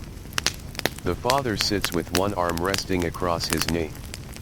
Breadcrumbs remain on his palm. His clay cup is nearly empty now. Sweat has dried into a thin layer of salt on his skin, leaving faint pale marks across his chest and forearms. He stares at the ground. Dust. Small stones. Dry cracked earth. Ordinary things. Yet in exhaustion, even ordinary things hold attention. His eyes follow an ant carrying a tiny fragment of plant fiber. The insect moves with tireless purpose. Step by step. Never stopping. There is something familiar in that movement. A life built on carrying. Built on repetition. Built on endless small effort. He watches until the ant disappears into a crack. Then he closes his eyes. A breeze arrives. Weak. Warm. Still welcome. It brushes past his face and neck. For a moment, his shoulders loosen. Then stillness returns. One worker nearby has fallen asleep sitting upright. His chin rests against his chest. Mouth slightly open. The sleep is shallow. Fragile. But real. Exhaustion makes sleep possible almost anywhere. Another worker quietly repairs a sandal strap with a strip of leather. Even during rest, maintenance continues. Nothing lasts forever. Sandals wear down. Tools crack. Ropes fray. Baskets split. Everything useful eventually asks for repair. The father flexes his hands. Calluses pull against skin. His palms are thick and rough, shaped by years of labor. Small cuts cross older scars. Some are fresh. Some long faded. Each mark belongs to forgotten days of work. Most labor leaves no written record. No monument. No carved inscription. Only bodies remember. Only hands remember. Eventually the pause ends. No one announces it. It simply happens. Bodies shift. People rise. Slowly. With effort. The father plants both hands against the ground and pushes himself upright. His knees resist. His back complains. Muscles stiffened during rest. For a moment he feels older than he is. Then movement returns. Tools are gathered again. Work resumes. The afternoon has begun. The sun remains strong, but the day has changed slightly. Not cooler yet. Just moving forward. That matters. Each hour passed is 1 hour closer to evening. This thought alone gives strength. At home, the mother has risen from her short rest. Her pause is over. She brushes dust from her clothing. The floor already needs sweeping again. Fine sand has slipped in through the doorway. Dust settles everywhere. On jars. On baskets. On shelves. On skin. On sleeping mats. Dust is a constant companion in Mudbrick homes. She takes a reed broom. Sweeps in steady strokes. Soft scraping sounds fill the room. Sweep. Gather. Lift. Discard. The movement is repetitive, almost meditative. Her thoughts drift as she works. She thinks about grain stores. About water. About tomorrow's meals. About repairing a worn basket. About a child's growing sandals. Daily life is filled with small calculations. Not numbers written on papyrus, but practical numbers held in memory. How much flour remains? How much oil remains? How much fuel remains? How many days until something must be replaced? Care is work too. Invisible work. Constant work. Outside, children emerge from midday quiet. The worst stillness has passed. Energy slowly returns. Not fully, but enough. A boy crouches near a wall drawing shapes in dust with a stick. Lines. Animals. Boats. Perhaps imagined scenes from the river. A girl braids dried reeds together. Her fingers move carefully. She watches older hands and copies what she sees. Learning often happens this way. Observation. Imitation. Repetition. No formal lesson needed. Life teaches constantly. Nearby, an old grandmother sits in shade sorting lentils. Her eyes are slower than before but still careful. She removes stones and damaged pieces with patient fingers. Her hands are wrinkled and thin. Yet they move with certainty. Age changes speed. Not wisdom. She listens to village sounds while working. Children. Animals. Wind. Voices. The familiar music of another ordinary day. In the workshop district, the potter now stands near the kiln. This is the hard part. The pleasant coolness of wet clay is gone. Now comes fire. The kiln radiates fierce heat. Standing near it feels like standing beside a second sun. He feeds fuel carefully. Dry reeds. Wood. Straw. The flames respond instantly. Heat pushes against his face and arms. Sweat runs freely. His tunic clings to his back. He squints through rising smoke. Kiln work demands patience. Too little heat weakens pottery. Too much destroys it. He listens as much as he watches. Experienced potters notice small changes. The sound of firing clay. The smell of smoke. The color of heat. Knowledge built slowly over years. An apprentice stands nearby. Watching. Learning. Sweating. He wants skill. Skill requires time. Time requires endurance. Across the village, merchants continue trading under shade coverings. Business slows but does not stop. A cloth merchant unfolds linen. Soft pale fabric catches light. Linen matters deeply here. Clothing. Bandages. Household use. Ceremony. Daily life touches linen often. The merchant runs cloth between his fingers. Quality matters. Tight weave. Smooth finish. Strong fiber. A customer examines carefully. Touches fabric. Feels weight. Negotiation begins. Quiet voices. Measured words. No rush. Trade is conversation as much as exchange. In the scribe's shaded workspace, writing continues. Papyrus scrolls slowly fill. Ink dries in neat lines. The scribe pauses to roll his neck. A sharp stiffness runs along his shoulders. He winces slightly. Then stills. Scribes often spend long hours bent forward. The body adapts. But pain still visits. He massages one wrist. Then returns to writing.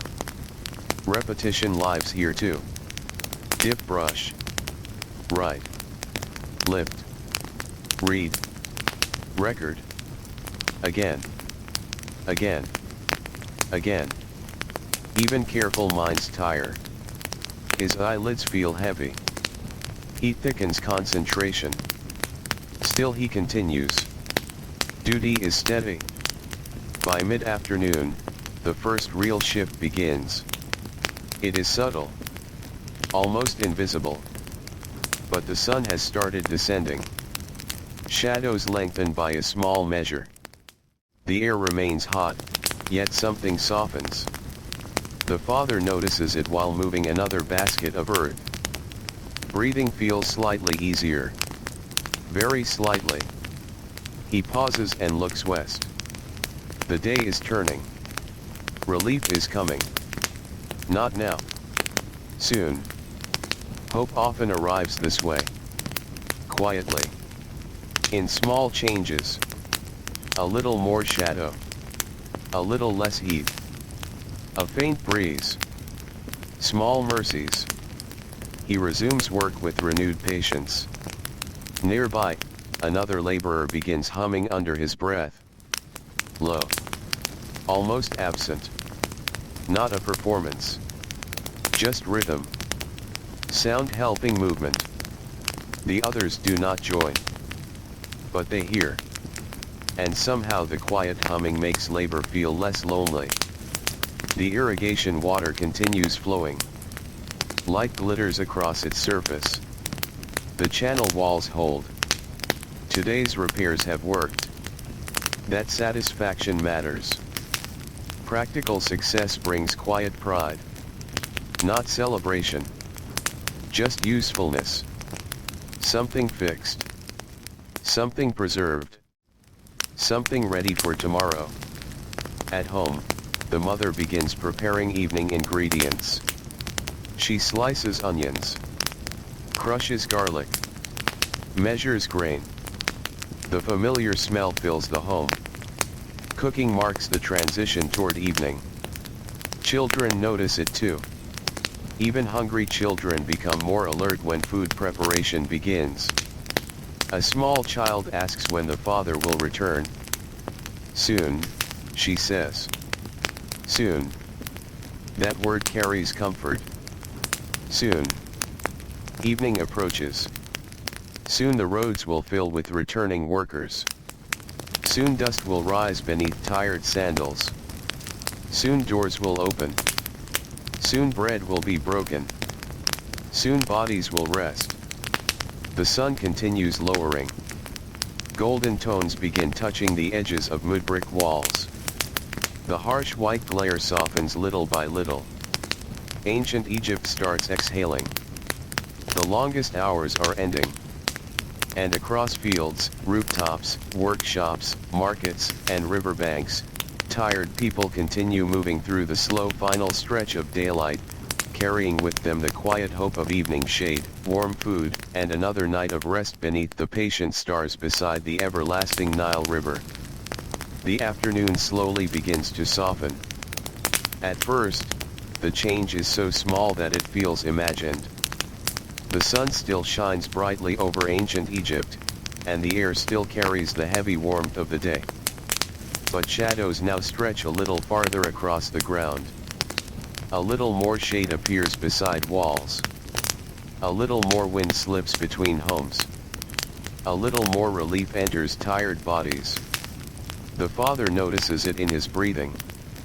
The air no longer feels quite as harsh when it fills his lungs. Sweat still runs along his neck and back, but it cools faster when a breeze passes. His arms remain heavy from labor, yet something inside him begins counting the remaining hours of daylight. Evening is coming. Not yet. But coming. That knowledge matters. He lifts another basket of wet soil. The movement feels familiar now, almost beyond thought. Grip. Lift. Balance. Carry. Pour. Return. The body learns to move even when the mind grows quiet. Sometimes labor becomes rhythm. Not easy. Not painless. But rhythmic. His muscles burn less sharply and more deeply now, as if fatigue has spread evenly through his whole body. There is no single point of pain. Only tiredness everywhere. His shoulders ache. Wrists ache. Knees ache. Lower back pulses with dull heat. Still he continues.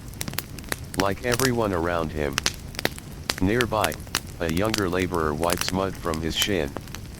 Another adjusts a basket strap. One older man pauses to stretch his spine, slowly arching backward while pressing both fists into his hips. The sound of bones shifting is almost audible. No one comments. Aching bodies are ordinary here. Common. Expected. The irrigation water continues flowing through repaired channels. Soft ripples catch golden light. The sound is gentle, almost soothing. Water moving through earth. A steady whisper beside labor. The father glances at it often. Cool water has a strange power in hot places. Even seeing it helps. Across the village, the market is changing too. The busiest trading hours have passed. The loudest movement of morning is gone. Merchants now sit more often than they stand. Transactions continue, but slowly. A seller of onions leans against a wall, rotating one shoulder to ease stiffness. He has spent hours sitting, lifting baskets, arranging produce, speaking with buyers. Even quieter work leaves marks on the body. A linen merchant folds cloth with careful hands. Smooth fabric slides over itself with soft whispers. The cloth smells faintly clean and dry. Linen remains one of the most valuable everyday materials in Egyptian life. Clothing. Household use. Wrapping. Storage. Ceremony. Simple cloth touches nearly every part of daily routine. Nearby, a merchant selling oil seals a clay jar with practiced care. Oil is precious. Used for cooking, lighting, skin, ritual, preservation. He presses clay into place around a lid. Smooths it. Checks for leaks. Satisfied. Small careful actions fill his day. In the workshop district, the potter opens the kiln. Heat rushes outward. The air around him shimmers. He squints through rising waves of warmth. Inside, fired vessels glow with stored heat. Clay transformed by fire. Fragile mud made strong. He waits before touching anything. Patience matters. Rushing ruins work. His apprentice stands nearby, eyes focused. Watching every movement. Learning continues through silence. Observation. Memory. Practice. The potter eventually lifts one vessel carefully using cloth. He turns it. Inspects the surface. No cracks. No warping. Smooth walls. Good firing. A quiet satisfaction settles across his face. Not pride in grand achievement.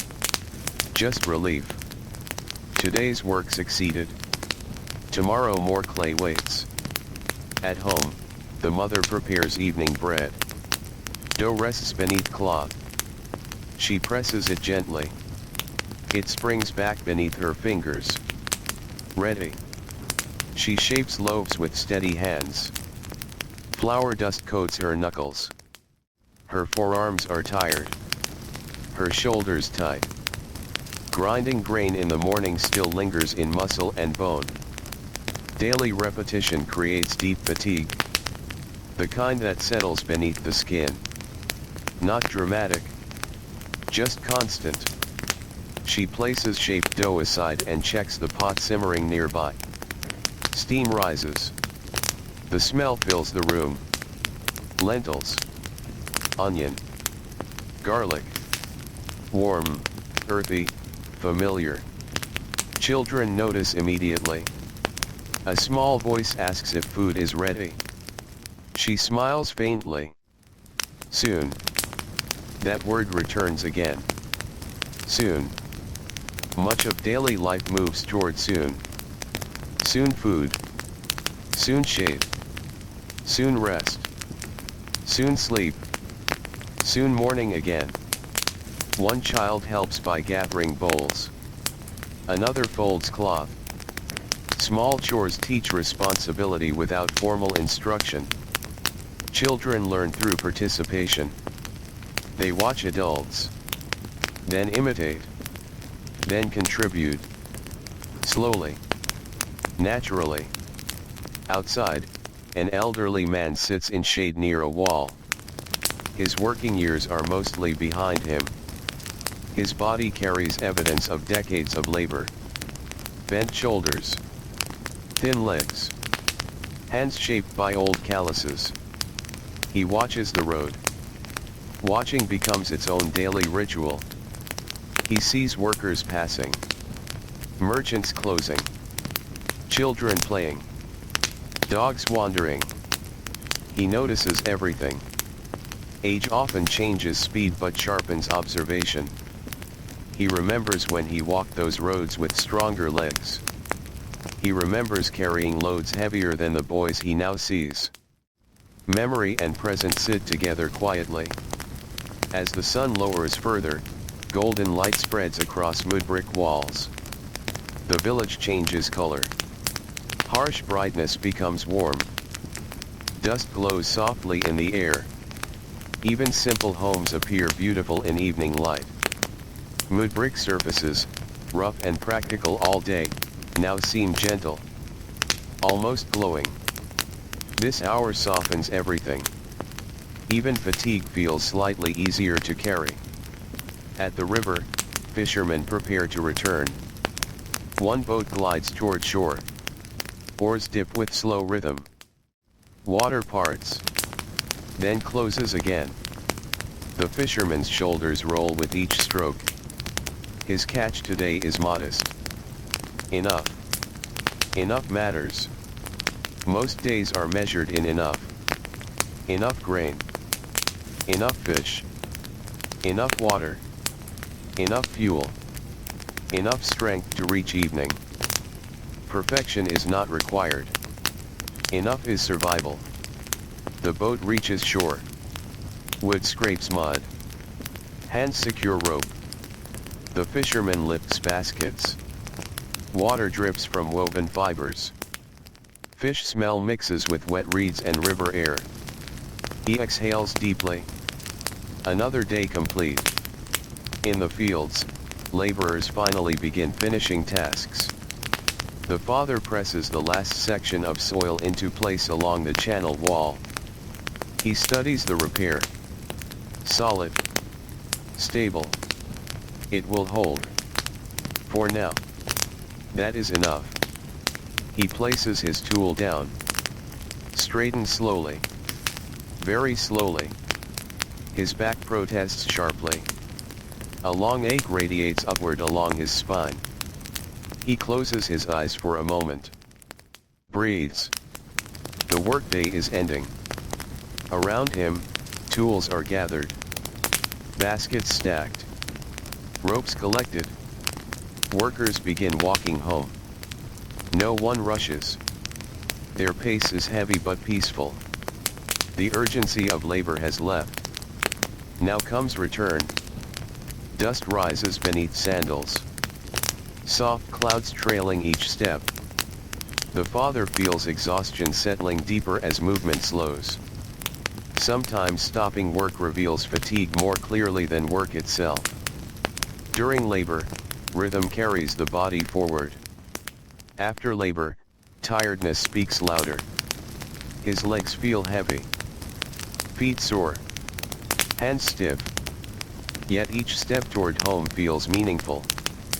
Home means water, shade, food, family, rest. As he approaches the village, familiar evening sounds reach him. Low conversation. Goats shifting. Clay pots moving. Children calling to one another. The smell of bread reaches him before his doorway.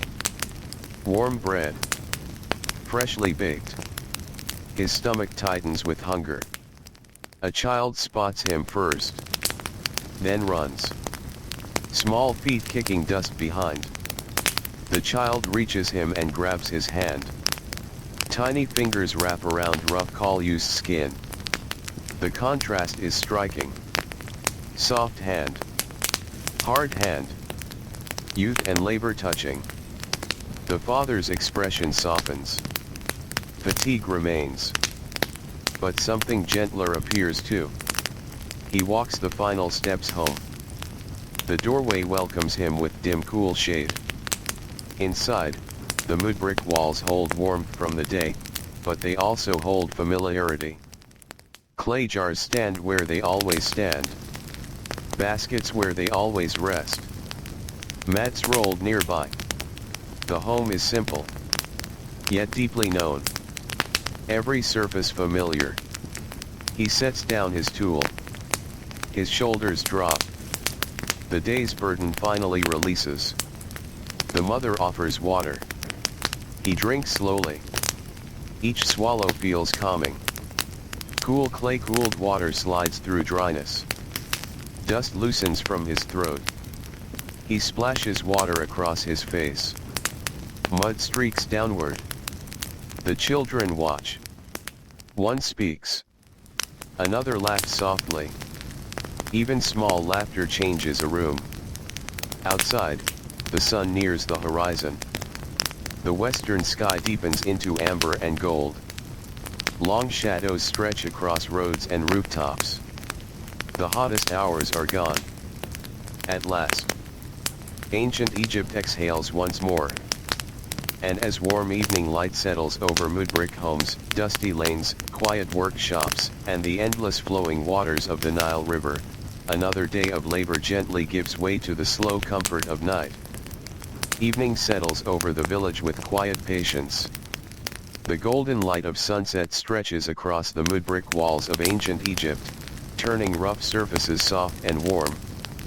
Dust floating in the air catches the light and glows for a brief moment, as if even the smallest grains of sand wish to linger before night arrives. The heat of the day begins to loosen. Not all at once. Slowly. Very slowly.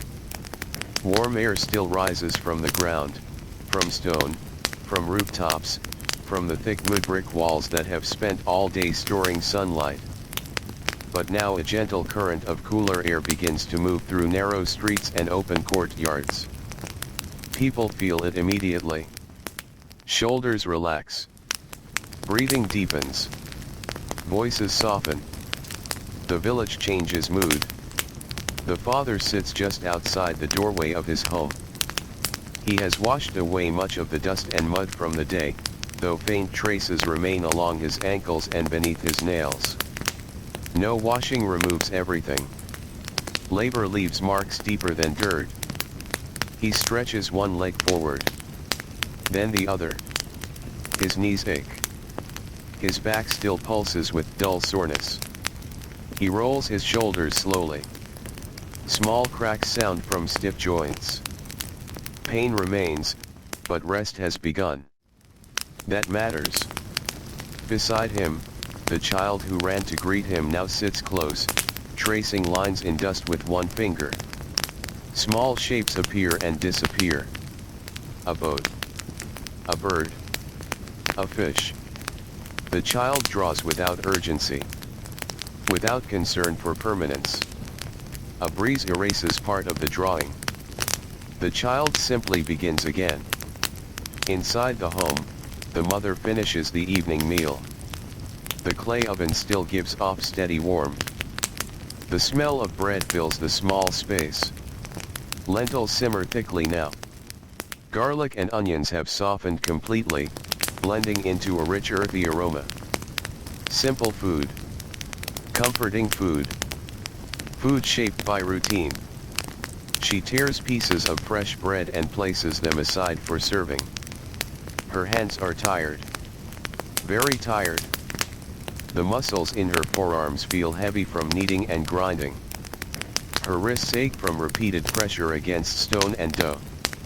When she flexes her fingers, stiffness answers. Still, her movements remain practiced. Economical. Nothing wasted. Years of repetition have removed unnecessary motion.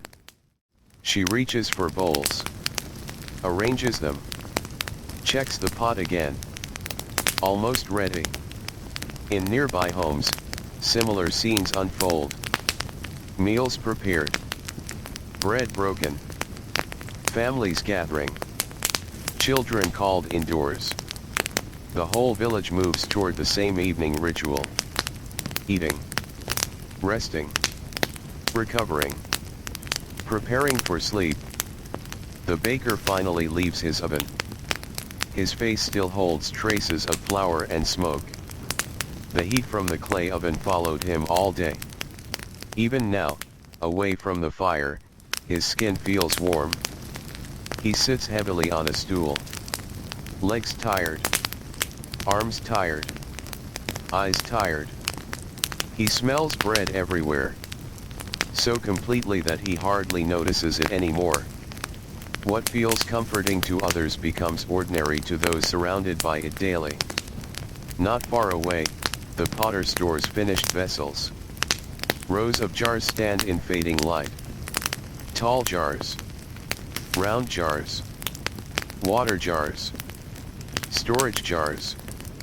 Cooking vessels. Clay shaped into usefulness.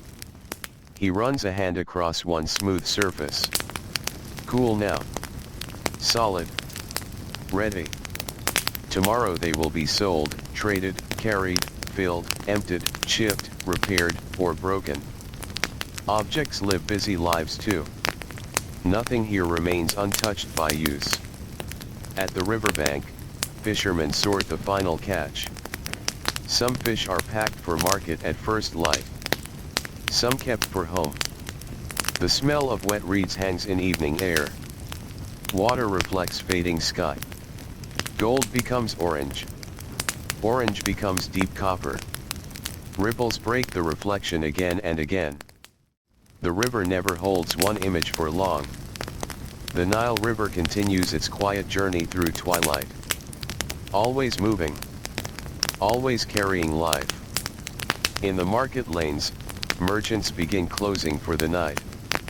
Goods are covered. Baskets stacked. Cloth folded. Oil jars sealed. A date seller counts remaining fruit. Not many left. A decent day. Enough. Enough remains one of the most comforting words in ordinary life. Enough food. Enough water. Enough trade. Enough strength. Enough for tomorrow. A merchant lifts a wooden box and feels sudden pain in his wrist. He pauses. Rotates the joint. Waits. The pain eases slightly. Then he continues. Small injuries are common. Twists. Strains. Cuts. Bruises. People adapt. They work around pain because life rarely pauses for discomfort. Back at the family home, the meal is ready. The father comes inside. The dim interior feels peaceful after the brightness of sunset. A lamp burns nearby. Its small flame flickers against the mudbrick wall. Light dances gently. The family sits together. Bowls placed between them. Bread passed hand to hand. The father tears a piece. Dips it into lentils. Eats slowly. Warm food settles into an empty stomach with deep satisfaction. Hunger sharpens gratitude. No one rushes. Meals are not luxurious, but they are grounding. Each bite carries the work of the day. Grain ground by hand. Water carried in jars. Bread kneaded and baked. Lentils sorted and cooked. Nothing arrived easily. Food tastes different when every step required effort. Children eat with sleepy focus. Their earlier energy has faded. One yawns mid-bite. Another leans against the mother's shoulder. The father notices. A faint smile touches his face. The mother notices too. No words needed. Shared tiredness creates quiet intimacy. Outside, twilight deepens. Birdsong fades. Animal sounds lessen. The village grows quieter. Not silent. Just softer. Conversation drifts from nearby homes. Low voices. Occasional laughter. A baby crying briefly. A dog barking once. Then stillness again. The sky darkens from amber to deep blue. The first stars return. One by one. Then many. Above the village, the night sky opens wide. Without bright lamps or city light, the heavens feel endless. Children often look upward with wonder. Adults too, though perhaps more quietly. The stars have watched countless nights like this. Countless families. Countless meals. Countless tired bodies settling into rest. The father steps outside once more after eating. Night air brushes his skin. Cooler now. At last. The relief feels almost physical. He exhales slowly. His breathing becomes deeper. The muscles in his back still ache, but the cool air softens their sharpness. Nearby, neighbors sit together outside their homes. Evening conversation flows in gentle waves. An old man tells a story from years ago. A woman speaks about grain storage. Someone mentions river levels. Someone else discusses repairs needed for a roof. Small practical talk. Ordinary talk. Life is often made of such conversations. Not grand ideas. Daily concerns. Shared knowledge. Quiet connection. Children begin losing the battle against sleep. Their movements slow. Eyes droop. Words become fewer. The mother begins preparing for night. She rolls out sleeping mats. Checks cloth coverings. Moves a basket aside. Tonight, like many warm nights, the family will sleep on the roof again. The indoor air feels too heavy. The rooftop offers wind. And stars. One by one, items are carried upward. A mat. A folded cloth. A small lamp. The ladder creaks softly under careful steps. Children climb slowly now, sleep weighing down their limbs. The father carries the final mat. His arms feel heavy, but routine guides him. Soon the family settles on the flat rooftop. The village below continues dimming. Lamps disappear one after another. Doors close. Voices fade. The night expands. The mother lies down first. Her body almost instantly welcomes stillness. The grinding stone, the water jar, the dough, the fire finally behind her for a few precious hours. Her hands rest open at her sides. Still. Quiet. The father lowers himself onto the mat with a slow exhale. Every sore muscle announces itself.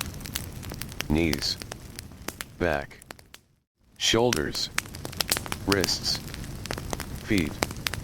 Yet lying down changes everything. Weight leaves the joints. Muscles begin releasing. Tension loosens. Above him, stars shine with steady calm. A child whispers something sleepy. Another already sleeps. Warm mudbrick beneath the mat still holds the memory of the sun, but the night breeze steadily carries that heat away. Below, the village grows still. Above, the sky remains endless. And beside the timeless waters of the Nile River, another ordinary Egyptian night begins, wrapping tired workers, mothers, children, scribes, bakers, potters, and fishermen in soft darkness, guiding their worn bodies gently towards sleep once more. Night deepens slowly across the land of ancient Egypt. The village, so full of movement during daylight, now rests beneath a wide blanket of stars. Mudbrick walls that glowed gold at sunset have faded into soft shadow. Rooftops hold sleeping families. Narrow dusty paths lie empty.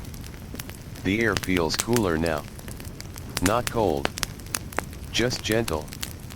A quiet breeze slips across the rooftops and through open courtyards, carrying the faint smell of river water, dry reeds, cooling earth, and dying cooking fires. On the family's rooftop, sleep arrives unevenly. The children surrender first. Their small bodies, tired from running, helping, playing, and enduring the heat, sink quickly into deep rest. One child sleeps with an arm stretched outward across the mat. Another curls toward the mother, breathing softly. Children often sleep without resistance once exhaustion wins. Their days may be lighter than adult labor, but even childhood in ancient Egypt carries effort. Carrying small loads. Fetching reeds. Sweeping. Watching animals. Helping prepare food. Learning through doing. The mother remains awake a little longer. She lies still, staring upward. The stars are sharp tonight. So many of them. The darkness between them feels deep and endless. Her hands rest over her stomach. Those hands work from before sunrise until after sunset. Grinding grain. Kneading dough. Carrying water. Sweeping dust. Preparing food. Cleaning bowls. Watching children. Countless motions. Thousands of small movements. Invisible work. Necessary work. Her fingers still feel the memory of the grinding stone. Even while resting, muscles sometimes remember labor. Her wrists ache with a dull heaviness. Her shoulders pulse gently. She rolls one arm, trying to release tension. The movement helps a little. Beside her, the father is not yet asleep either. Exhaustion often brings sleep quickly. But sometimes the body is too sore to settle at once. He shifts carefully.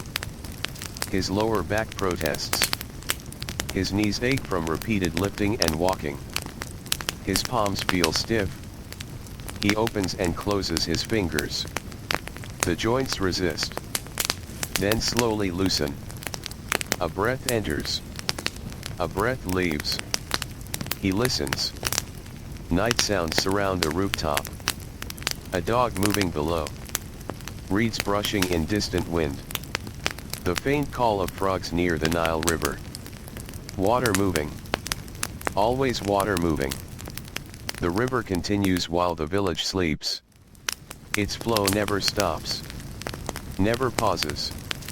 Even in darkness it carries life northward, calm and steady. The father closes his eyes. Sleep begins approaching. Slowly. Thoughts soften. Tomorrow's labor still waits, but not yet. For a few precious hours, nothing more can be demanded from his body. Only rest. Only recovery. Only stillness. Below the rooftop, inside the home, darkness fills every corner. Clay jars stand silent against walls. Baskets rest in shadow. The grinding stone waits. Patient. Unmoving. Morning will wake it again. Across the village, similar scenes unfold. Families sleeping close together.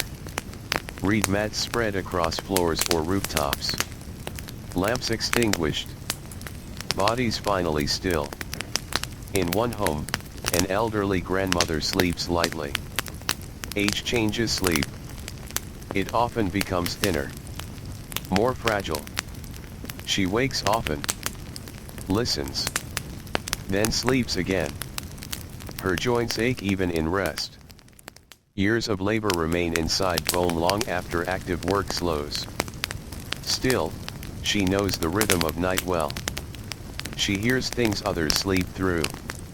Wind changing direction. A goat shifting. A jar settling with a tiny sound. Tiny noises matter in quiet places. Near the market lane, A merchant sleeps beside stored goods. His trade requires caution. Oil jars. Cloth bundles. Small valuables. He keeps them close. One hand rests near a wooden box even in sleep. Habit remains active beneath dreams. Elsewhere, the baker sleeps deeply. No one in the village rose earlier than he did. The heat of the oven drained him completely. His breathing is heavy and steady. Hands roughened by flour, fire, and dough now rest open on the mat. Even in sleep, his fingers remain slightly curled, as if still shaping bread. Not far away, the potter dreams. Perhaps of clay. Perhaps of nothing clear at all. His hands twitch once, then settle. Kill heat still seems trapped inside memory. Smoke and clay have shaped his senses for years. The smell of earth lives in him. The feel of spinning clay lives in his palms. Work enters identity. A potter's hands become different hands. A farmer's back becomes a different back. A scribe's posture changes. A fisherman's shoulders widen. Labor shapes bodies. And over time, it shapes lives. In the scribe's home, sleep comes later. His mind often remains active after writing all day. Rows of grain records. Numbers. Deliveries. Measurements. Names. The ordered symbols continue moving in thought even after the reed pen is set down. Mental labor leaves its own residue. He lies under the stars, blinking, thinking. Eventually even thought grows tired. Sleep takes him too. Midnight passes quietly. The village rests. The sky turns slowly overhead. Stars move in patterns known to priests, navigators, and careful observers. The heavens feel vast but reliable. Ancient people live close to cycles. Day and night. Flood and drought. Planting and harvest. Moon phases. Star patterns. Life is repetition layered upon repetition. There is comfort in that. Predictability brings stability. Most people here know tomorrow before it arrives. Not every detail, but the rhythm. Wake before sunrise. Work through heat. Eat simple meals. Return at dusk. Sleep under stars. Begin again. This rhythm can feel heavy, but also grounding. Far from the village, desert sands cool under moonlight. The heat stored during day slowly escapes. Sand shifts under faint wind. The western desert remains silent and vast. A reminder of how narrow the fertile world truly is. Without the river, much of this land becomes harsh emptiness. With the river, life gathers. Villages form. Fields grow. Homes rise. Children are born. Meals are shared. Ordinary life becomes possible. Hours continue passing. Eventually the deepest part of night arrives. This is the stillest hour. Conversations long ended. Animals mostly quiet.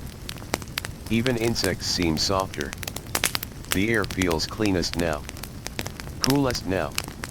Most peaceful now. The father finally sleeps deeply. His breathing slows. Muscles release. His face softens. The strain of labor disappears from expression. In sleep, even the exhausted sometimes appear peaceful. The mother sleeps too. Her hands no longer ache in awareness. The children remain still.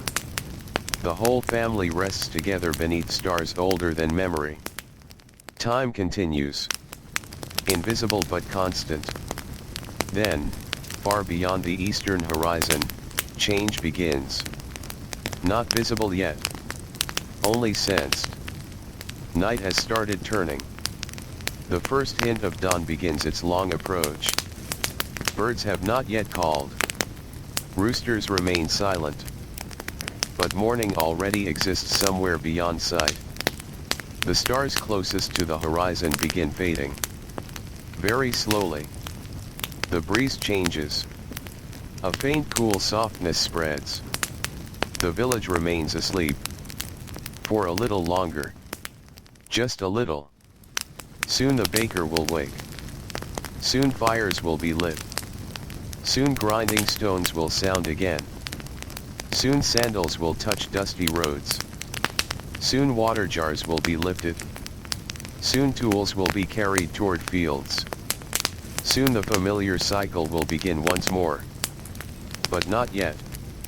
For now, ancient Egypt still rests in the final quiet hour before dawn, held in deep stillness beneath endless stars, beside the patient flowing waters of the eternal Nile River. The eastern horizon begins to glow. Very softly. Almost imperceptibly. A faint band of pale light appears where night and earth meet. The stars above ancient Egypt begin fading one by one, their steady brightness surrendering to approaching dawn. But for this final quiet moment, the village still sleeps. The mudbrick homes remain silent. Reed mats hold tired bodies. Clay jars rest against warm walls. The grinding stone is still. No footsteps yet. No voices. No fire. Only breath. Only rest. On the rooftop, the family sleeps beneath the last traces of night. The father's sore hands lie open and relaxed. The mother's tired shoulders have finally softened. The children dream without knowing how precious this peaceful stillness is. For a little while longer, labor has no voice. No baskets to lift. No grain to grind. No water to carry. No channels to repair. Only silence. Below them, the village waits. The baker will wake soon. The fisherman will return to the river. The potter will touch cool clay. The scribe will unroll papyrus. Workers will once again walk dusty roads beneath the sun. Bread will bake. Sandals will scrape stone. Dust will rise. Heat will return. And life beside the Nile River will continue, just as it has for countless generations. Not through kings alone. Not through monuments. Not through carved stone. But through ordinary people. Through hands. Through routine. Through exhaustion. Through simple meals. Through quiet love inside mudbrick homes. Most of ancient Egypt was never written into royal history. Most of it lived here. In small homes. In tired bodies. In ordinary evenings. In warm bread. In shared water. In rooftops beneath stars. In mothers rising before dawn. In fathers returning at sunset. In children slowly learning the rhythms of survival. And perhaps that is the quiet truth of the ancient world. History is often remembered through greatness. But life was mostly lived through repetition. Through small acts. Through daily endurance. Through one ordinary day becoming another. And another. And another. The light grows brighter now. Birds begin their first soft calls. A rooster stirs somewhere in the village. Morning is coming. Always coming. But before the first foot touches the dusty road. Before the first oven warms. Before the first grinding stone speaks. There is this. A final breath of stillness. A final cool wind crossing the rooftops. A final hush over the river. The water glides onward in silence. Reeds bend gently. The sky brightens. And the ancient night slowly dissolves. So now, let the village fade. Let the mudbrick walls soften into shadow. Let the river become quiet silver. Let the stars disappear into dawn. And let the tired workers, bakers, potters, scribes, fishermen, mothers, and children drift gently away into the distant past. Until all that remains is calm, warm, silence, and the soft sound of water moving endlessly through time. Sleep comes gently now, like the river, slow, steady, peaceful, and beside the eternal Nile, ancient Egypt grows quiet once more. Good night.